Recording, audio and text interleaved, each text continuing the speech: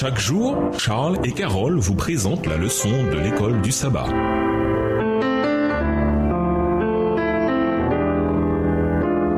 Bienvenue dans votre émission Dieu nous parle. Leçon de dimanche. Pourquoi les sacrifices? Hébreux 9, verset 15 explique que la mort de Jésus en sacrifice avait pour but d'assurer la rédemption des transgressions commises sous la première alliance, afin que le peuple de Dieu reçoive l'héritage éternel qui a été promis. Dans le Proche-Orient ancien, une alliance entre deux personnes ou deux nations était une affaire sérieuse. Elle impliquait un échange de promesses sous serment. Elle impliquait l'idée que les dieux puniraient ceux qui rompraient le serment. Souvent, ces alliances étaient ratifiées par le sacrifice d'un animal. Par exemple, quand Dieu fit alliance avec Abraham, la cérémonie consistait en outre à couper des animaux en deux. Genèse 15, verset 6 à 21. Les parties marchaient entre les morceaux pour montrer que ces animaux représentaient le sort de celui qui briserait l'alliance. Fait significatif, seul Dieu a marché entre les animaux pour faire comprendre à Abraham qu'il ne briserait pas sa promesse. Comparons Genèse 15, versets 6 à 21 et Jérémie 34, versets 8 à 22, qu'enseignent ces textes sur l'alliance. Genèse 15, versets 6 à 21. Abraham eut confiance en l'Éternel qui le lui imputa à justice. L'Éternel lui dit encore, je suis l'Éternel qui t'ai fait sortir d'Ur en Chaldée pour te donner en possession ce pays. Abraham répondit, Seigneur Éternel, à quoi connaîtrai-je que je le posséderai? Et l'Éternel lui dit, prends une génisse de 3 ans, une chèvre de 3 ans, un bélier de 3 ans, une tourterelle et une jeune colombe. Abraham prit tous ces animaux, les coupa par le milieu et mit chaque morceau l'un vis-à-vis de l'autre, mais il ne partagea point les oiseaux. Verset 11. Les oiseaux de proie s'abattirent sur les cadavres et Abraham les chassa. Au coucher du soleil, un profond sommeil tomba sur Abraham. Et voici, une frayeur et une grande obscurité vinrent l'assaillir. Et l'Éternel dit à Abraham, sache que tes descendants seront étrangers dans un pays qui ne sera point à eux. Ils y seront asservis et on les opprimera pendant 400 ans. Mais je jugerai la nation à laquelle ils seront asservis et ils sortiront ensuite avec de grandes richesses. Toi, tu iras en paix vers tes pères. Tu seras enterré après une heureuse vieillesse. Verset 16. À la 4e génération, ils reviendront ici, car l'iniquité des Amoréens n'est pas encore à son comble. Quand le soleil fut couché, il y eut une obscurité profonde, et voici ce fut une fournaise fumante, et des flammes passèrent entre les animaux partagés. En ce jour-là, l'Éternel fit alliance avec Abraham, et dit, je donne ce pays à ta postérité, depuis le fleuve d'Égypte jusqu'au grand fleuve, au fleuve d'Euphrate, le pays des Kéniens, des Kénisiens, des Cadmoniens, des Hétiens, des Phérésiens, des Réphaïm, des Amoréens, des Cananéens, des Girgasiens et des Jébusiens. Jérémie 34, les versets 8 à 22. La parole fut adressée à Jérémie de la part de l'Éternel après que le roi Sédécias eut fait un pacte avec tout le peuple de Jérusalem pour publier la liberté, afin que chacun renvoyât libre son esclave et sa servante,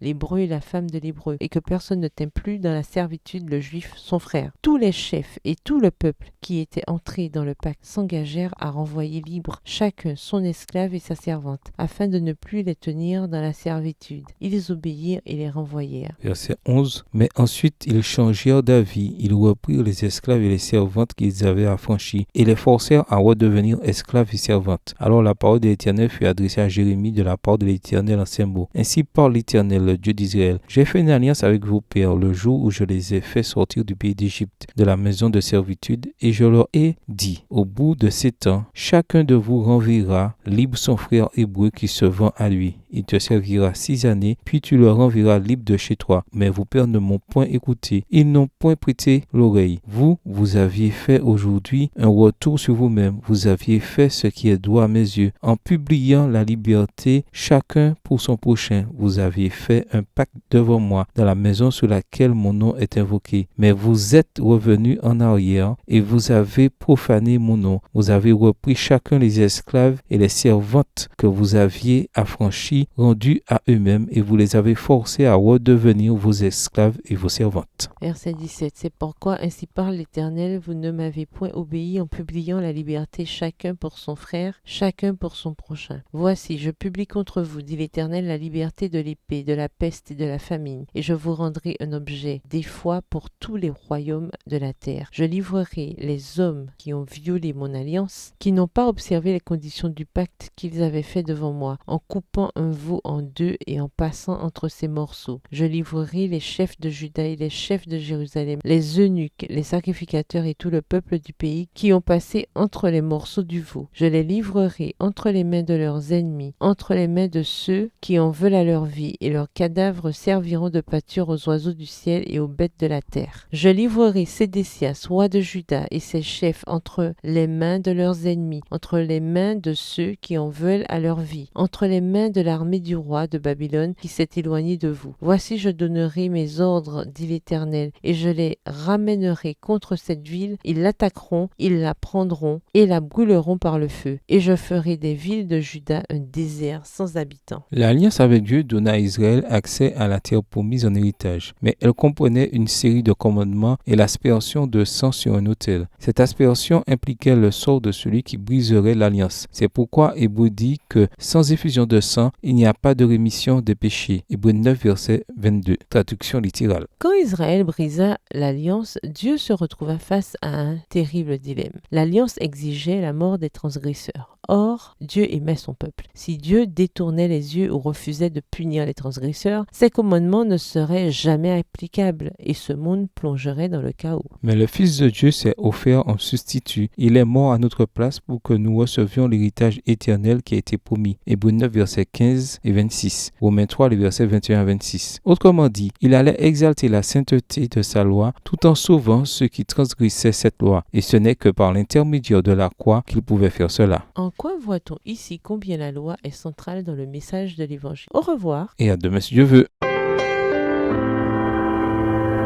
Dieu nous parle.